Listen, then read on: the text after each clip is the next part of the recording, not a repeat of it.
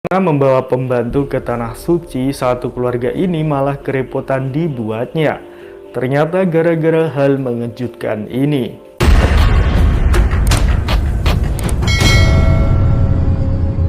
Menolong atau mengajak orang umroh adalah perbuatan yang mulia. Saat ini banyak orang yang mengajak orang lain untuk melakukan ibadah umroh sebagai hadiah atau apresiasi. Mengajak pembantu atau asisten rumah tangga yang setiap harinya membantu keluarga dalam menyiapkan kebutuhan hidup merupakan suatu hal yang mulia.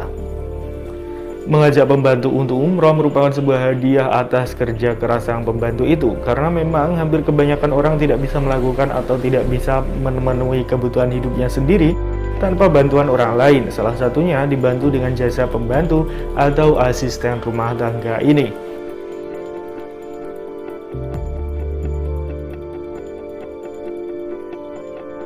Bila kita lihat sekilas, mengajak pembantu umroh itu memang tidak ada yang salah, malah hal itu nampak seperti hal yang sangat mulia. Namun ternyata majikan yang mengajak pembantunya itu malah dibuat repot saat di tanah suci, karena hal mengejutkan malah menimpa mereka. Lalu hal mengejutkan apa yang terjadi pada keluarga ini ya? Tonton video ini sampai selesai ya sobat, supaya tidak gagal paham.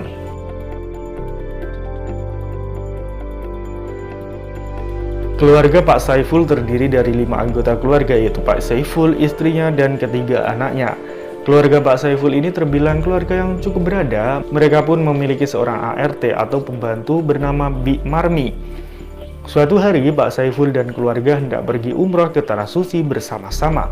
Mereka juga mengajak Bi Marmi untuk ikut umroh ke Tanah Suci. Namun hal aneh malah terjadi di Tanah Suci hingga membuat keluarga Pak Saiful ini jadi kerepotan. Ketika akan berangkat ke Arab Saudi, awalnya baik-baik saja dan berjalan lancar.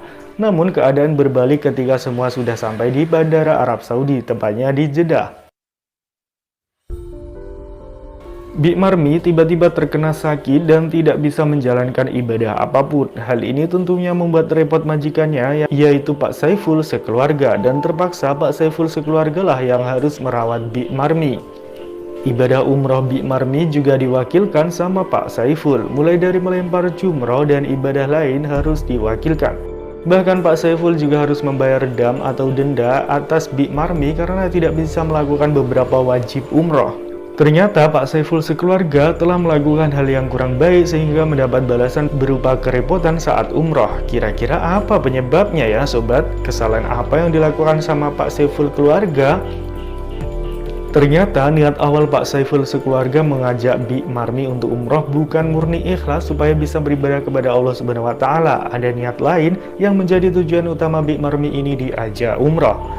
Ternyata niat dari Pak Saiful keluarga mengumrohkan pembantunya adalah dengan niatan agar pembantunya bisa memenuhi kebutuhan hidup Pak Saiful sekeluarga ketika di Arab Saudi.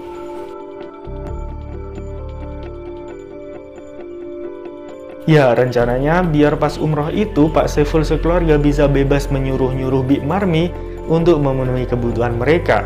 Tapi niat yang kurang baik itu langsung dibalas sama Allah Subhanahu wa Ta'ala. Ya, karena itu adalah niat yang salah. Niat yang seharusnya benar-benar murni dan akan mendapat pahala justru diniatkan dengan niat yang salah. Bi Marmi hanya bisa bersabar dan menerima keadaan yang menimpa dirinya. Bi Marmi juga telah dibawa ke rumah sakit, tetapi tetap saja belum bisa sembuh dari sakitnya. Entah dia menderita penyakit apa. Kondisi Bi Marmi yang seperti itu membuatnya terpaksa harus pakai kursi roda. Ketika tawaf di depan Ka'bah, Bi Marmi didorong sama majikannya. Bi Marmi juga meminta pertolongan agar dirinya bisa menjalankan ibadah umroh atau bisa melakukan sedikit demi sedikit gerakan untuk berjalan. Bi Marmi berdoa kepada Allah Subhanahu wa Ta'ala. Nah, saat didorong majikannya di kursi roda itu, perasaan Bi Marmi menjadi sungkan dan tidak enak.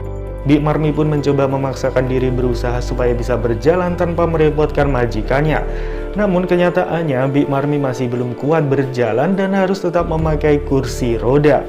Allah Maha Adil, Allah Maha mengetahui kapan hambanya bisa digunakan dalam artian bisa melakukan ibadah dengan tenang dan kapan hambanya bisa beristirahat.